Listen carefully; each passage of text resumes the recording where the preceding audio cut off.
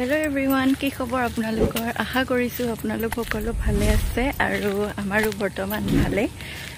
বহুত দিন হ'ল ভিডিঅ' দিয়াই নাই মানে বনাব মন নযোৱা হ'ল কাৰণ আপোনালোকে ভিডিঅ'বোৰ নাচাই চালেও লাইক নকৰে কমেন্ট এটা নিদিয়ে সেইকাৰণে ভিডিঅ' বনাব মন নযোৱাই হ'ল আৰু ইফালে আমি ওলাই আহিছো এতিয়া ফুচকি অকণমান ঘূৰাবৰ কাৰণে দেখুৱাই আছো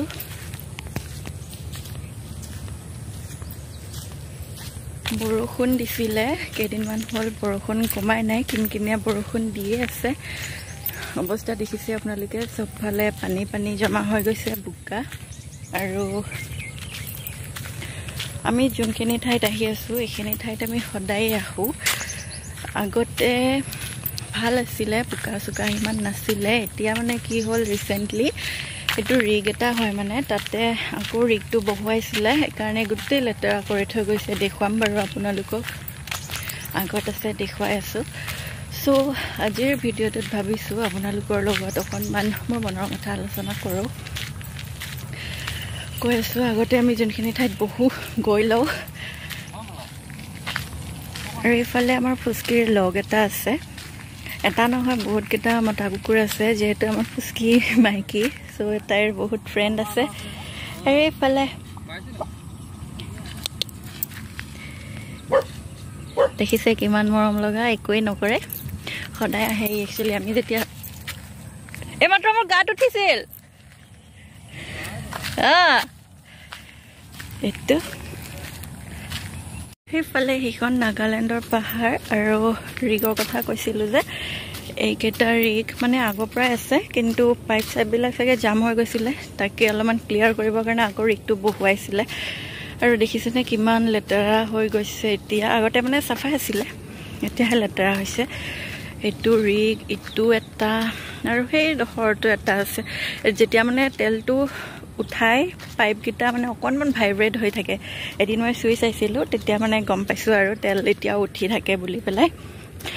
এটো হৈছে ইয়াৰে পৰিবেশটো আৰু আমি ইয়াতে সদায় আহু ফুচকিক লৈ পেলাই সেই অকণমান আগত বহিব পৰা ঠাই আছে তাতে বহুংগে আৰু সেইখন যে দেখিছে নাগালেণ্ডৰ পাহাৰ সেইখন পাহাৰত আমি গৈছো ভিডিঅ'টো দিয়া আছে ক্ৰিসমাস ডেট গৈছিলো যোৱাবাৰ আনাকিয়াম সেন বুলি কয় গাঁওখনৰ নাম খুব ধুনিয়া আৰু ডাৱৰখিনি বৰ্তমান একদম ওচৰত আছে দেখুৱাইছো এ দেখিছেনে ডাৱৰখিনি কিমান ওচৰত আছে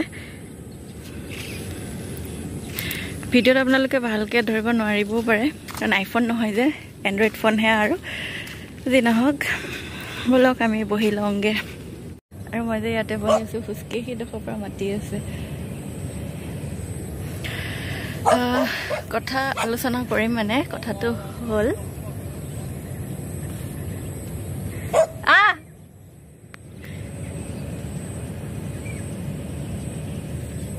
কথাটো হ'ল মানে কি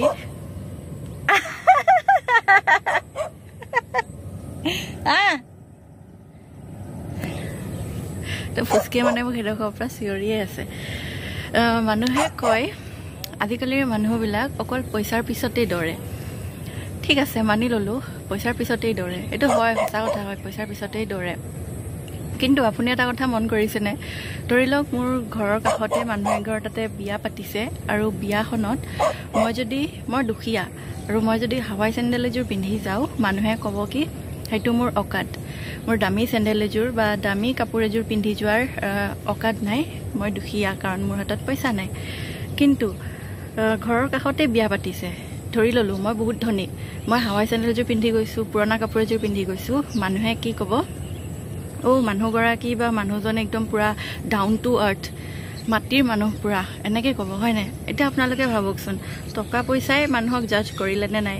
ইফালে মই যদি দুখীয়া হৈ কম দামী কাপোৰ হাৱাই চেণ্ডেল পিন্ধি গ'লো মোৰ পইচা নাই কাৰণে মই তেনেকৈ গৈছো যদি মই ধনী আকৌ ক'ব মাটিৰ মানুহ তো চাব গ'লে সেইটোৱে হয় ন পইচাই চব হয় আজিকালি আৰু এটা কথা সুমি বৰাৰ কথাটোকে কৈছো এতিয়া সুমি বৰা বহুত টেলেণ্ট আছে তেওঁ যিবিলাক গান হয় তেওঁ যিবিলাক চাইছো ন গোটেই প্ৰায় গানেই চাওঁ তেওঁৰ কিমান চলে গানবিলাক মানে তাতে যিবিলাক এক্সপ্ৰেছন দিয়ে বহুত ধুনীয়া এক্সপ্ৰেছন দিয়ে তাই তাৰপিছতে যেতিয়ালৈকে তাই ফচা নাছিলে তেতিয়ালৈকে চব ঠিকে আছিলে চবে তেওঁৰ গানবিলাক একচেপ্ট কৰিছিলে, ধুনীয়াকৈ শুনিছিলে, বেয়া কমেণ্ট দিয়া নাছিলে, ভাল ভাল কমেণ্টেই দিছিলে প্ৰায়। কিন্তু যেতিয়া তেওঁ ফ্ৰড কৰা বুলি ওলালে, তেতিয়া তেওঁৰ পাষ্টত কি আছিলে, ক্লাছ 9ৰ পৰা আদি কৰি তেওঁ পাষ্ট লাইফত যি আছিলে চব খুচৰি খুচৰি তেওঁ জীৱনটো বৰবাদী কৰি পেলালে, হয়নে নহয় কওকচোন? যেতিয়ালৈকে তেওঁ ভাল কামখিনি মানুহে দেখি আছিলে তেতিয়ালৈকে তেওঁৰ ভাল গুণটোৱে ওলাই আছিলে। কিন্তু যেতিয়াই তেওঁৰ এটা বেয়া গুণ ওলাই গ'ল, বেয়াটো চব থাকে, আপুনিও বেয়া, ময়ো বেয়া, চুমি বৰাও বেয়া, মানি ল'লোঁ পৃথিৱীৰ চব মানুহেই বেয়া, ভালনো কোন আছে আজিৰ যুগত?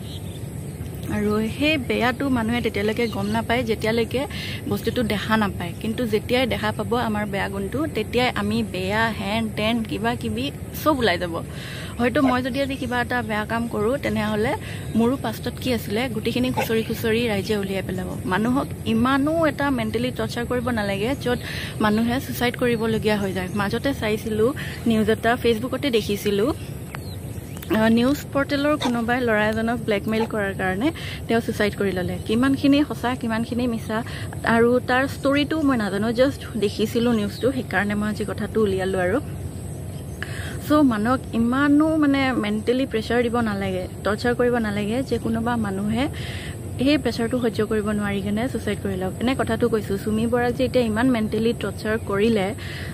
তাইতো বাৰু ফ্ৰড কৰিছে, সেইটো জনা শুনা কথা, তাৰে ফলস্বৰূপে তাই এতিয়া জেলত আছে। আৰু তেওঁক যিমান মেণ্টেলি টৰ্চাৰ কৰিছে, তাই যদি ওলাই আহি পেলাই এতিয়া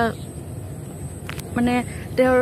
যিটো লাইফ আছিলে সেইটো লাইফত নাথাকি তেওঁ যদি ডিপ্ৰেশ্যনত আহি যায় বা ছুইচাইড কৰি লয়, তাৰ কোনে সেইটো ব্লেমটো ল'ব? মিডিয়াই ল'ব জানো বা আমি ল'ম জানো? আমিওতো নলওঁ ন। তো মানুহক ইমানো টৰ্চাৰ কৰিব নালাগে।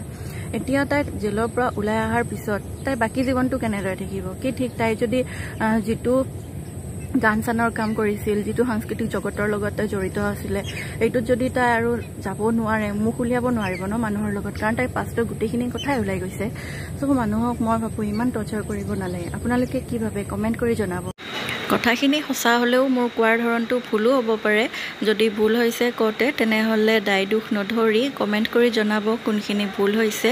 আৰু মোৰ মনৰ কথাখিনিহে মই আপোনালোকৰ লগত শ্বেয়াৰ কৰিছোঁ। আশা কৰোঁ আপোনালোকে যে নিগেটিভ কমেণ্ট নকৰে।